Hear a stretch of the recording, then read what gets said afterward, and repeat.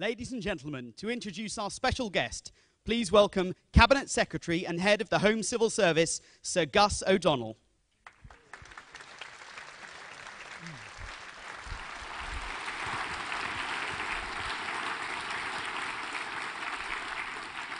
Welcome. I'm absolutely delighted that we have around 1,000 civil servants in the three rooms here able to listen to our next guest.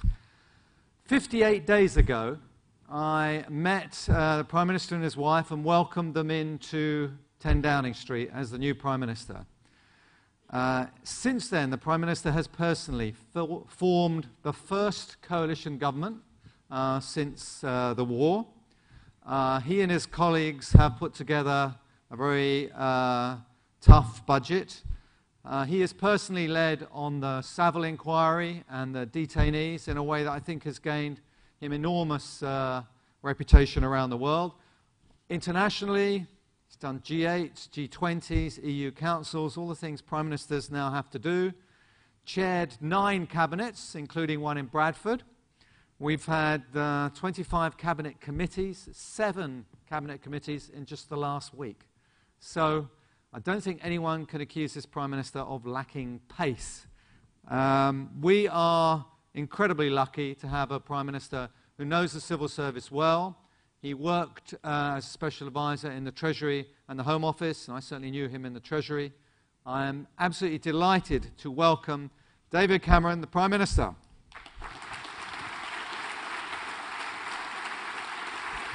Thank you, Gus.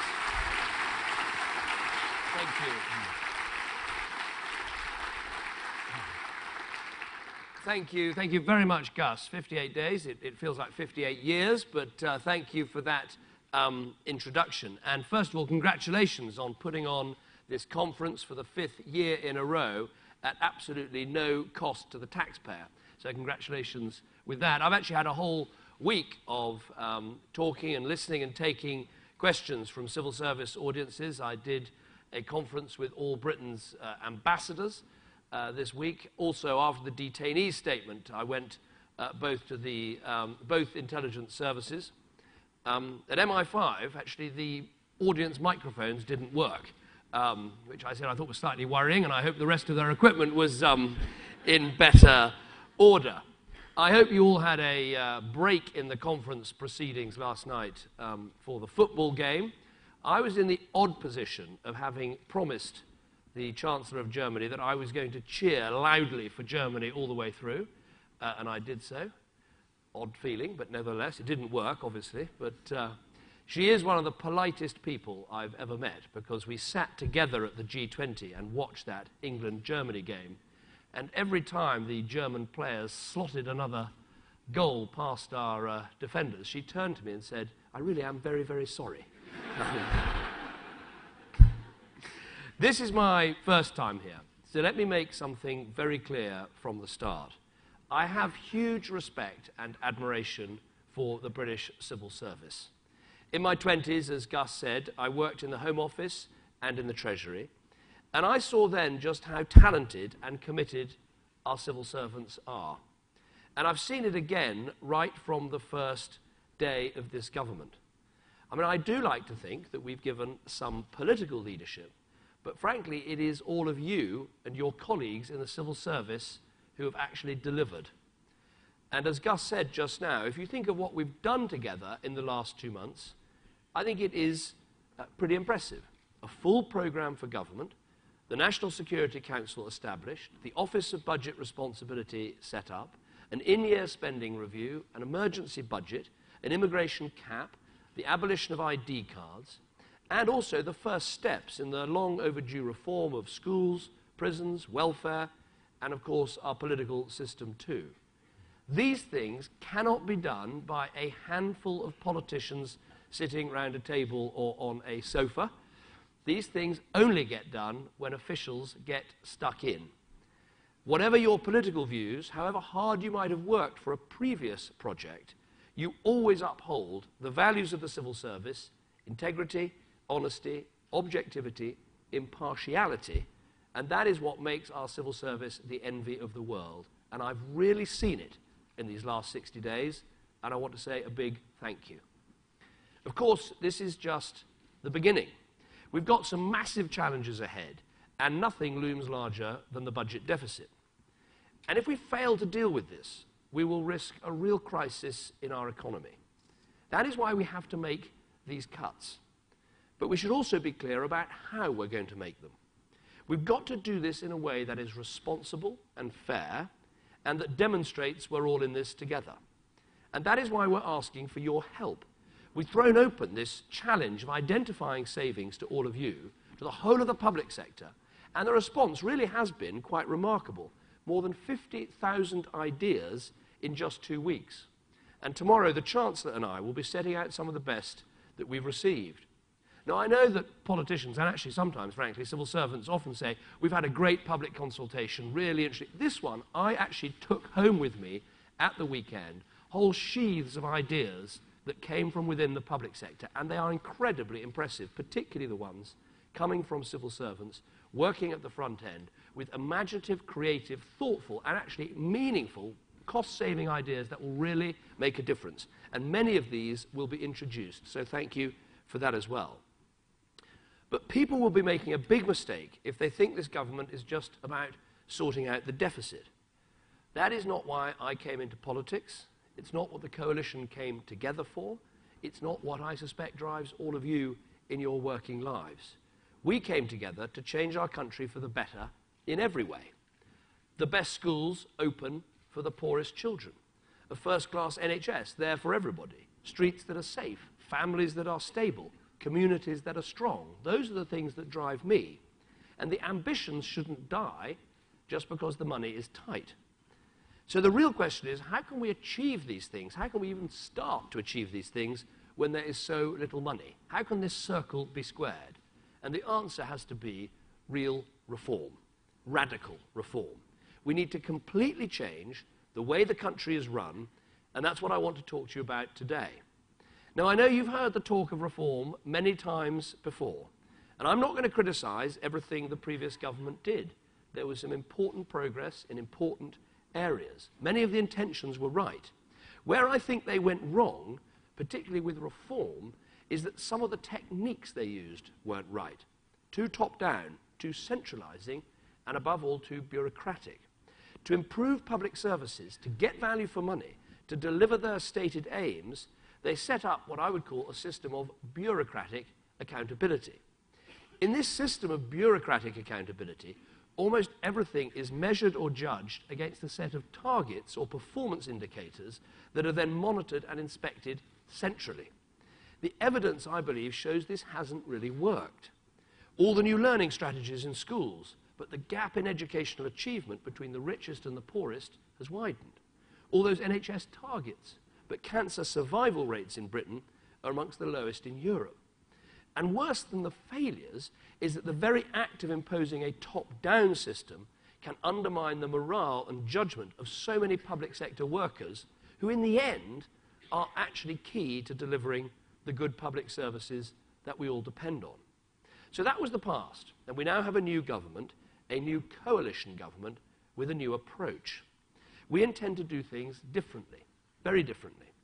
And if I could describe in one line the change we plan for the way we approach public services and reform generally, it would be this. We want to replace the old system of bureaucratic accountability with a new system of democratic accountability.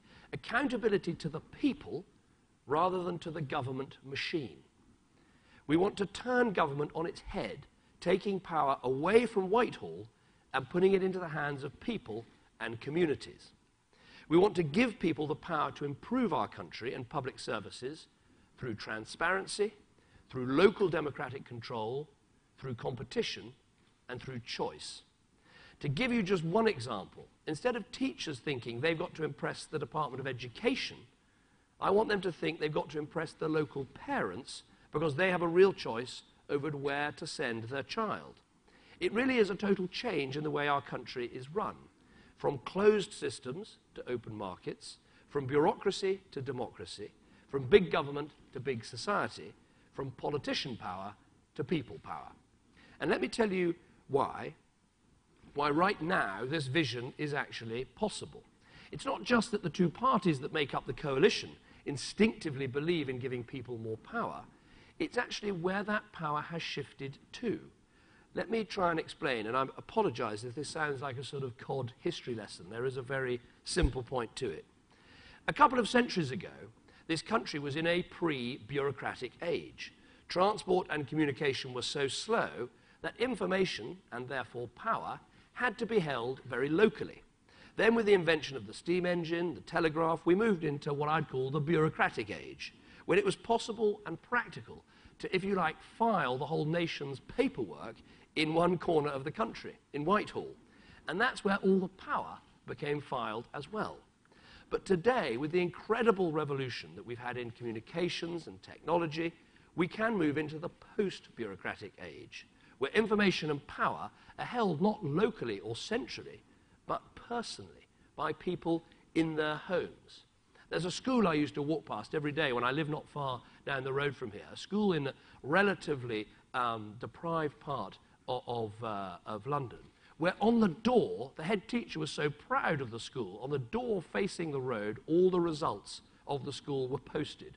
That, to me, is an example of sort of post-bureaucratic government. The teacher's saying, I want the local parents to be able to see the results of this school every time they walk past the door. They should have the information. It's not so much centrally, it needs to be held. And so the consequences for government and the consequences for the way our whole country is run, I think, are incredibly exciting.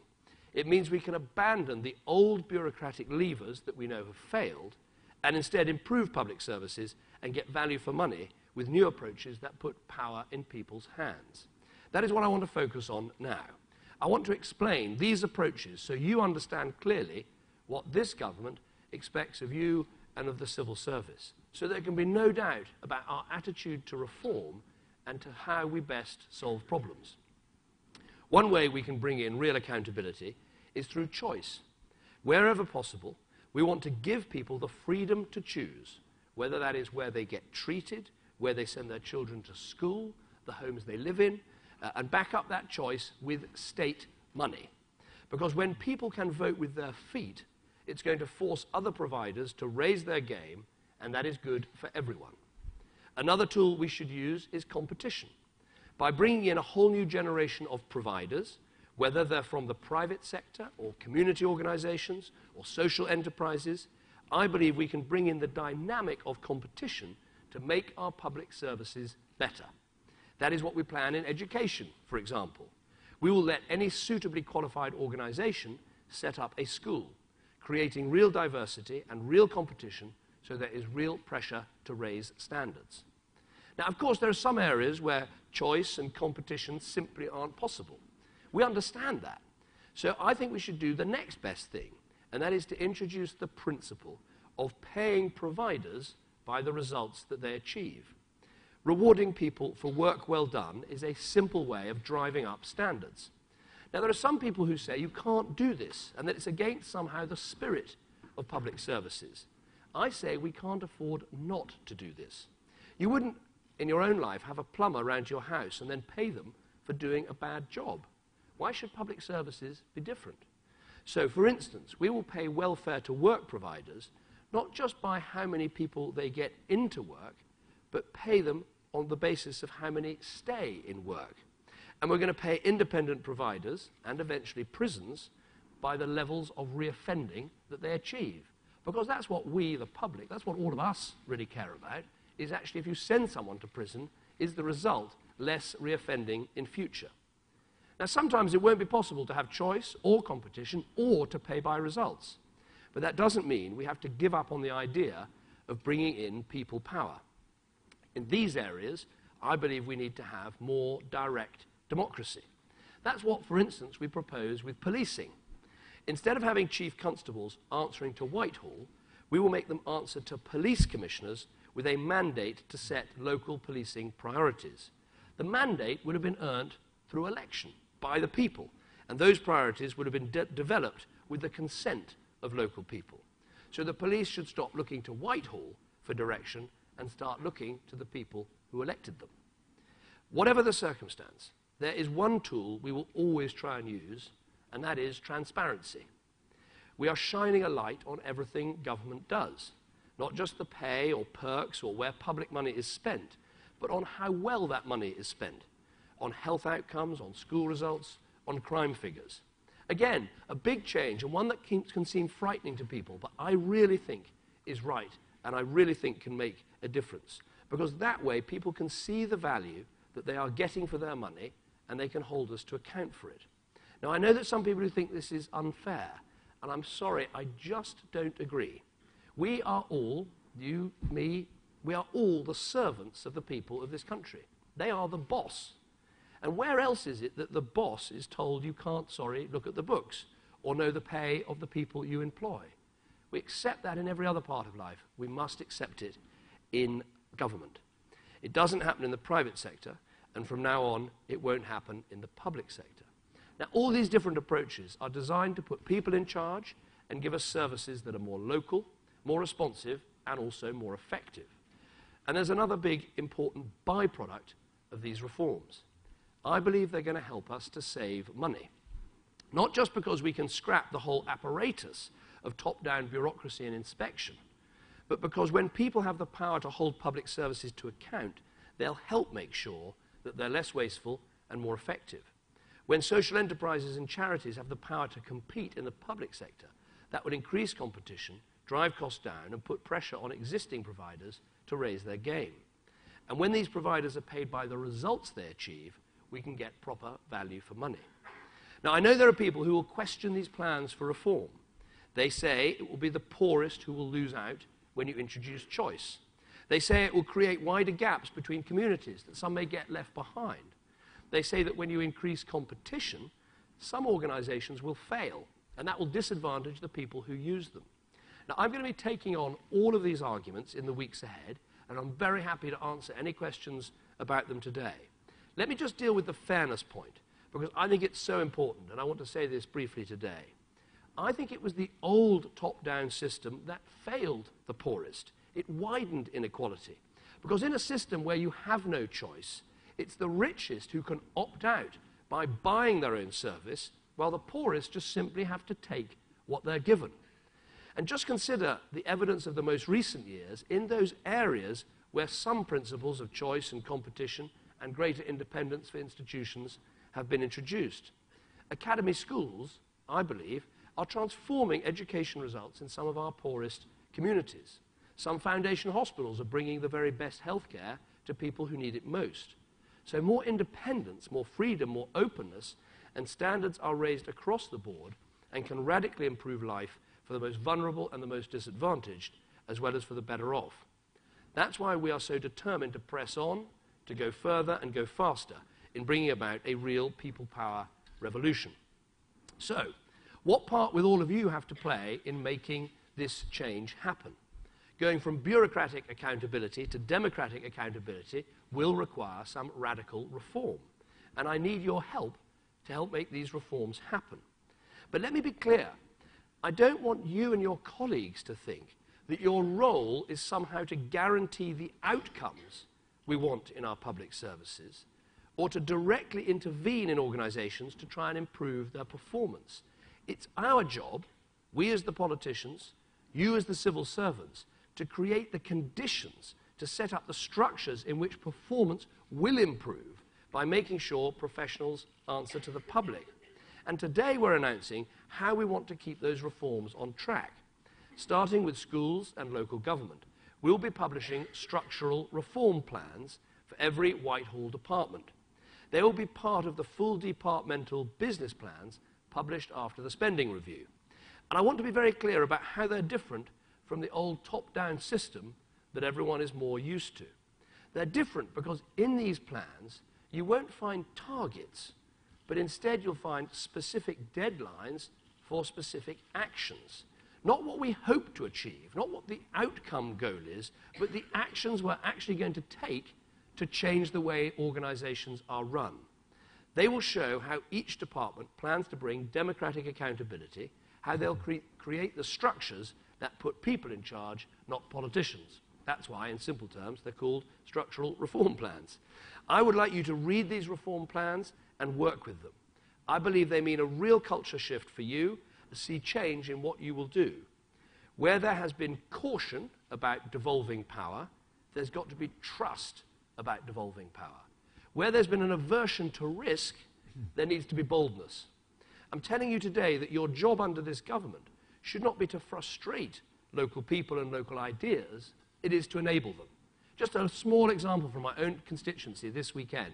A group of midwives from the local cottage hospital came to see me and said they find it rather stultifying working in the way the current NHS is working, and they want to set up their own NHS mutual within the NHS to run a really great local maternity-led service in that hospital and in the community.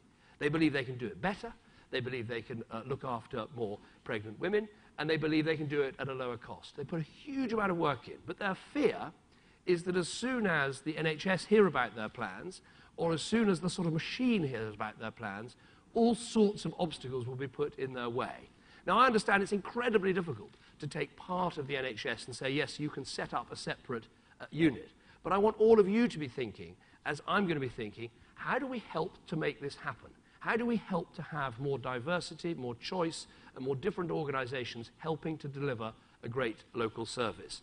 And that will be, for me, a little test case of whether we can make this work. Now, everything I've spoken about today, the ideas that lead the reform, the plans that shape it, the deadlines that will drive it, these things, of course, do not guarantee success.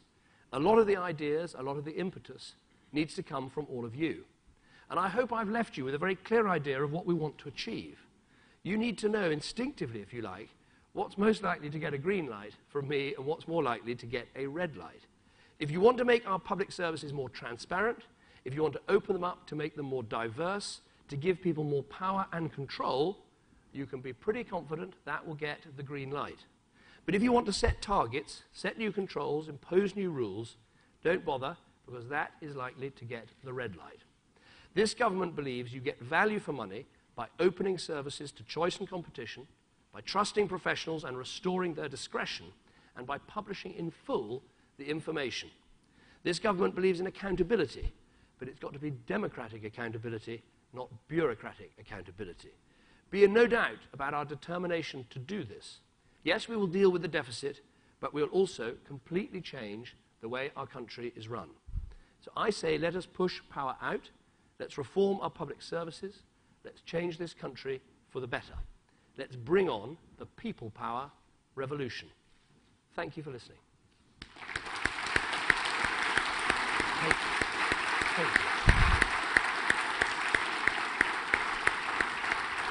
Thank you. Oh, good idea. That's what I was after. Right. Thank you very much, Gus. Questions? Who wants to kick off? Lady here. Are there roving microphones? Yeah. Brilliant.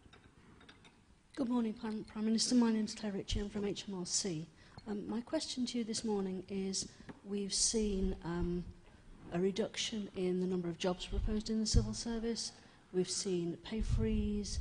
We've seen announcements yesterday on sick leave. We've seen all sorts of changes. You said this morning you want to be open. It seems to me, forgive me if I'm being paranoid, but there is an agenda on changing the civil service terms and conditions, a quite marked agenda. I haven't heard that announced publicly. If that's the case, can you say to me this morning, face to face, that there actually is an agenda, and that agenda will be brought forward publicly, not piecemeal, bit by bit, day by day, slice by slice? Yeah. No, well, there is, I'll be very frank with you, there has to be, as we have the biggest budget deficit of any G20 country, as we're borrowing 11% of our GDP, there has to be a program of making government smaller and more effective and more efficient. There has to be. And I would argue that I've been pretty upfront about that. I went into the election campaign arguing for a pay freeze, on two grounds. One, that actually it would save money, and secondly, that it would also help us to save jobs. Now, I could stand here very easily and say we don't have to take difficult decisions about pay, we can go on with gently rising pay rates. That would mean more job losses. So yes, we do have an agenda, and we have to have an agenda in this country of making government smaller, more effective, and more efficient. I don't think we have a choice, and I know many people here and watching elsewhere will think, well, why should we the civil service have to suffer for the mistakes made by others, bankers and the rest of it. And absolutely, the bankers should pay their share of what has gone wrong. We've introduced a bank levy straight away in the budget. But I think we have to understand that even in the good years, we did allow public spending to rise too fast, and we have a structural deficit. That's the bit of the deficit that doesn't go away even when the economy starts growing again. We have a structural deficit that we are advised independently is a real problem for this country. Now, no one group should unfairly bear the burden of dealing with that, but it does mean right across the piece we have to find efficiencies, we have to cut out waste, we have to spend less, and we have to do that in a way that is fair. And I think a pay freeze is fair, because a pay freeze means you can keep more jobs. And one of the things we have to understand is that the whole country and everyone working in the public sector won't understand this unless we lead from the centre. And that is why one of the first things I did was to cut ministers' pay by 5% and freeze it for the whole of the Parliament. Get rid of things like ministerial cars and things like that, to try and demonstrate that this is going to be difficult. And there has to be leadership in that, and the civil service has to play its role too. And I don't hide that from you, and I tried not to hide it in the run-up to the election by talking about difficult decisions in terms of Whitehall numbers and difficult decisions in terms of a pay freeze. So that is the agenda. We will try on all of these things to consult, to listen, to have debate and discussion, but there is an agenda of making government smaller, more effective, more efficient. Frankly, there has to be. And if it was a Labour Prime Minister standing here, they were planning 20% departmental cuts. They never explained where they were coming from, and they needed to. I'm explaining pretty clearly where we're going to have to make some of the savings. Lady here.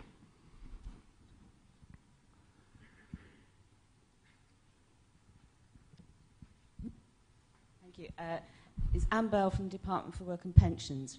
I was interested to hear what you said, Prime Minister, about having a greater appetite for taking risk. And I think if you take greater risks in developing things, there's always the chance of a prize of something that works really well and takes off. But associated with that, there's also a greater risk that something will go belly up. And I just wondered what your views were about the political appetite for dealing with things that go belly up as a result of taking those risks. I think it's absolutely spot-on question, and we need to really address this in future speeches as well of what I've said today. Let me give you the thinking behind this. There's a culture in every organisation, not just the civil service. I remember in the private sector, when I worked for a media television company, there was a sort of saying in the office that no one ever got fired for hiring Price Waterhouse. It was safe. So you just stuck with the big providers, and you always knew that you would never be criticised too much by your line manager by awarding the contract to the safe, big operators. But it also meant you weren't necessarily getting value for money, you weren't getting the creativity, you weren't getting the enterprise of the new kid on the block. And I think we have to have a culture within the civil service, just as we now have more of a culture in business, of thinking, well, what risks are worthwhile in terms of trying to nurture the small, the entrepreneurial, the interesting, and the different. Now, as you say, that can lead to some great outcomes and some really good commissioning, but it also does mean occasionally things will go wrong. You will award a contract to someone who doesn't perform, or we will set up a mutual in the NHS or whatever that fails. Now, we, the politicians, have got to do two things, I think, here. One is to have a sort of proper failure regime, so when things do go wrong, there's a way of making sure the public are still getting a good service. But secondly, we've got to try and win the argument with the press and with the public that some more risk-taking is worthwhile.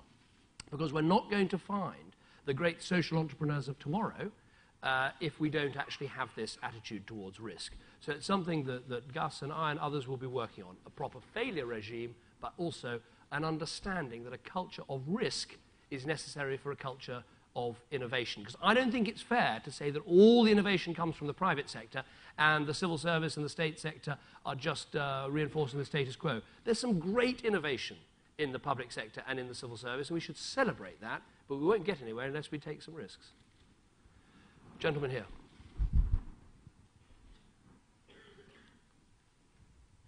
Thank you. Good morning, Prime Minister. My name is David Brooke. I'm from the Ministry of Defence. I've listened with interest to your quite honest and quite open, maximal approach to democracy that you've outlined, but do you accept there are some areas where a more minimalist approach is required?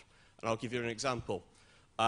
In allowing areas to set local police priorities, do you risk them not delivering a coherent and resilient counter-terrorism strategy? And therefore, as part of your chairmanship of the National Security Council, will you continue to take a more top-down approach to remove barriers between government departments and, in essence, follow a more minimal approach to democracy? Yeah, I think it's a very good point. I mean, I know Francis Maude has done several sessions with you, and he talks about this sort of tight, loose mix. And I think, look, when it's a national security priority, and we've brought the government together to discuss national security, there are clearly some things that police forces have to do in terms of making sure that we've got that proper coordination between, you know, the Special Branch and MI5 and JTAC and all the rest of it. So yes, of course, there are some things that the National Security Council will almost, as it were, dictate that need to be done to maintain our national security. But when I talk to police chiefs and chief inspectors and others, what their frustration about what's been happening in recent years is that it's not just the terrorism work they have to do that is mandated from the centre. There have been a whole series of mandated targets stretching right down into local police work. And their frustration is so often those targets haven't really related to what the local community wants. And so I think where we have to be tight, be clear, there are some national security things here the police have to do. Elsewhere, the priorities, whether it is late night drinking, whether it is antisocial behaviour, whether it's domestic violence, let that be much more set by what actually the elected police commissioner and the local public actually want. Because different things do affect different areas in different ways, and we shouldn't be frightened of a bit of variety and diversity in the way that police deal with things. But of course, in some areas, as you say, there has to be national things that are delivered in a more national way. And actually, the idea of a border police force fits with that quite clearly. The borders are something that concern us all nationally, and that's why there's a very good argument for having a separate national border police force that can deliver that part of the piece separately. Gentleman here.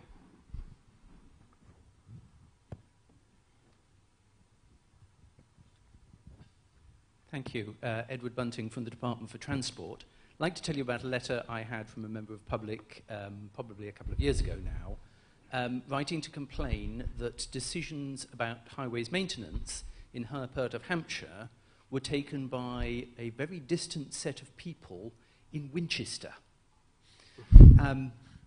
So my question is about the localism agenda. How local is local? Because she didn't see her county council as being at all local. She saw her parish council as being sort of what counted as local. Well, I think it's a very good question. I mean, I think we should deal with those, try and devolve to the lowest level, that's the first thing. So that means going from county to district to parish. Try and devolve to the local level where you can. You should also be devolving beyond councils to people where possible. So I think that's the hierarchy. Where you can give someone individual choice, like in our school reforms, give it to the individual. Where that choice cannot be exercised individually, because you can't opt out of your police force, then you try and create a democratic mechanism to hold the police to account. But as you devolve to local authorities, try and take it to the lowest possible level. And also, I think, learn the lesson of your correspondent that you've got to have organisations in terms of local authorities, boundaries and borders that people associate with. I think the great mistake of the attempt to create regional assemblies and regions is we don't really identify with regions in Britain. You know, even the North East, which people thought might identify as region, voted against the regional assembly. Certainly in my part of the country, in the South East, nobody in my constituency in Oxfordshire wakes up and thinks that the capital of the world is Guildford. They just, you know, it's a ludicrous idea.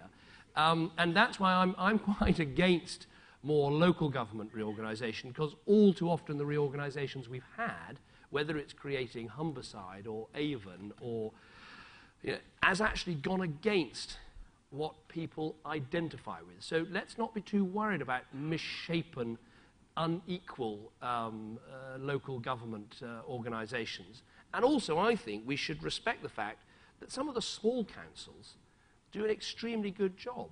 I think I was impressed by what I saw in Cumbria with their relatively small police force and how they cope with those horrific events. I was very impressed in my own constituency in West Oxfordshire, a tiny district council, 100,000 people, coped with appalling floods a couple of years ago, and brilliantly because they knew all of the local stakeholders and players really well.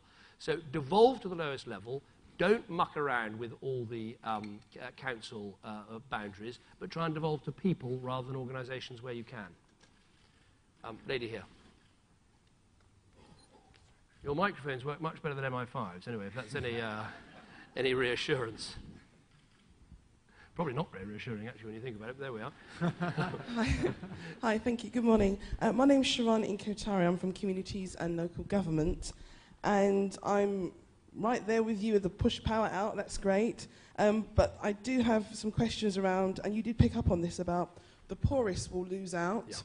And potentially this could widen the gap in some communities. And I was just wondering if you could share a bit more about plans or thoughts about how to address those issues. I think it's absolutely right. I mean, I think this will not promise me another sort of COD history lesson, but I think you can see a phase of the welfare state where clearly having more central provision, the creation of the NHS, guarantees about national education, there was a phase when this definitely helped reduce inequalities. But I would argue in the modern world, the more top-down method is actually not solving it. So these more localized, more devolved methods, more competition and choice is a way we'll actually reduce inequalities. But we've got to keep thinking, how do we have structures that make that happen? So let me give you some examples. I would say the Academy Schools program, a classic way of helping to heal the rift between rich and poor, because the academies have been pushed into areas of great deprivation, and we've, basically leveraged business money into those areas and provided good schools, good teachers, and increasingly better outcomes. We're going to add to that with a pupil premium. So the poorest children from the poorest homes will actually carry more money with them when they go to school. So that's a good market-based mechanism, a mechanism of doesn't require lots of people making decisions centrally. It just means as you choose to send your child to that school will do better if they take more children on free school meals. So that's a good market mechanism to deal with that. But as I go back to the point that we have to have a mechanism for dealing with failure. Because as we allow more innovation and more enterprise and more schools to be established and more exciting things to happen in the NHS, which I think will often help raise standards for the poorest, we've got to make sure there's a sort of regime for if things fail, how do we step in and help people? I accept that is an important question. But really my answer would be, take the last 10 years, some good progress was made in many areas, but the gaps between the poorest and the richest weren't being dealt with. And so that's why I think we need this new approach, and I think a more localist agenda can help to deliver it. And I'm on my way to the DCLG straight after this meeting. Gentleman here.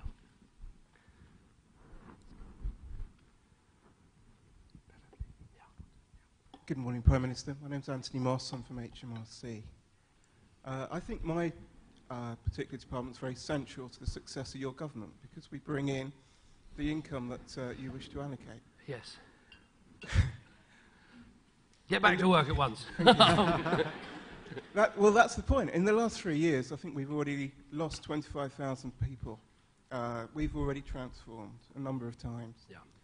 We've lost a lot of experience has gone out. It hasn't been done in a way that we've lost people necessarily at the right grade or doing the right jobs.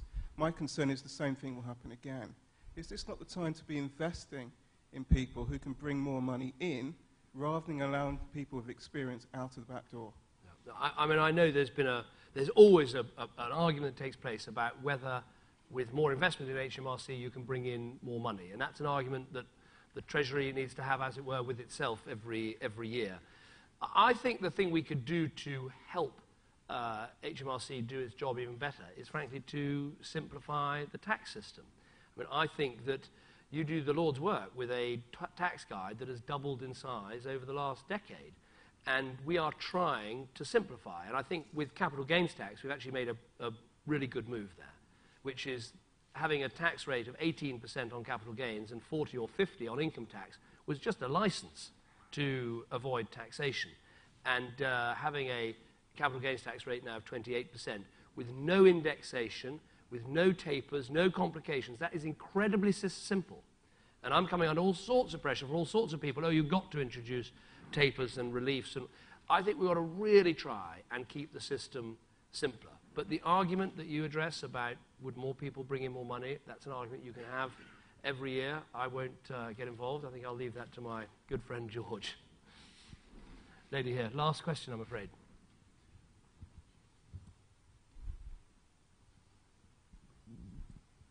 Hi there, Josephine Howard from the Department for Education. I've got a question in relation to your aims around the big society. Where do you see a role for the state in ensuring consistency, really, in terms of the services that are received by the public? And where there is innovation, what role do you see the state in supporting to showcase that so that it's developed elsewhere? Yes. I'm really glad you asked that question, because the idea of the big society, the idea that basically there's much more we can do as individuals, there's more that the voluntary sector can do, there's more that communities can do, that great idea, which is, I think, a really exciting agenda, I don't believe it springs up just of its own accord. I don't think that if we control public spending more tightly and make sure that government isn't getting involved in areas it shouldn't be, that somehow the big society is just going to spring up automatically. We need to make sure that government, the public sector, the civil service is helping to catalyze, is helping to inspire, helping to produce the elements of the big society. That's why the question about commissioning and risk is so important. If we want great new social enterprises to spring up and to replicate the work they do across the country, that means the way we commission, the way we encourage is absolutely vital. So to answer the second bit of your question, there's a big role for the civil service to help catalyze the big society. And I hope that you'll be able to play a role individually and directly. I hope that over time we can start thinking of civil servants as civic servants, because all of you do the jobs you do because you care about the future of this country. And I hope we'll have a permissive regime where if you are taking part in the big society, you are involved in a project in your local community or in a volunteering activity, that is something that actually your workplace will actively encourage. So you have this role as civic servants rather than just civil servants. So that's the answer to the second bit of your question. The first bit of the question, how do we ensure consistency? I think, again, we have to take a bit of a leap here in that, let's be frank about it, a lot of the national approaches and national standards and bureaucratic accountability hasn't delivered consistency across the country. You know, educational attainment in some of our poorest boroughs has frankly been appalling. And that's with all the national guidance and all the national work. And I think we're more likely to get better schools in poorer neighbourhoods by having competition, choice, diversity, academies, new entrants. We're more likely to get it that way than by issuing more instructions or giving Ofsted a new mandate or spending more money, frankly, at the DCSF. So it is a different approach. It's more bottom-up, it's more choice, diversity and competition, with the civil service playing a really important role in helping to deliver that, helping to get that done, but recognising it's the structural reforms we produce that will allow this great flowering of enterprise to solve the problems we all want to solve, rather than a top-down orders, instructions, pages, regulations. It's a very big change, and that's what the government is about, and that's what I need your help with. And it's been lovely to come here this morning and discuss it with you. Thank you very much. Thank you.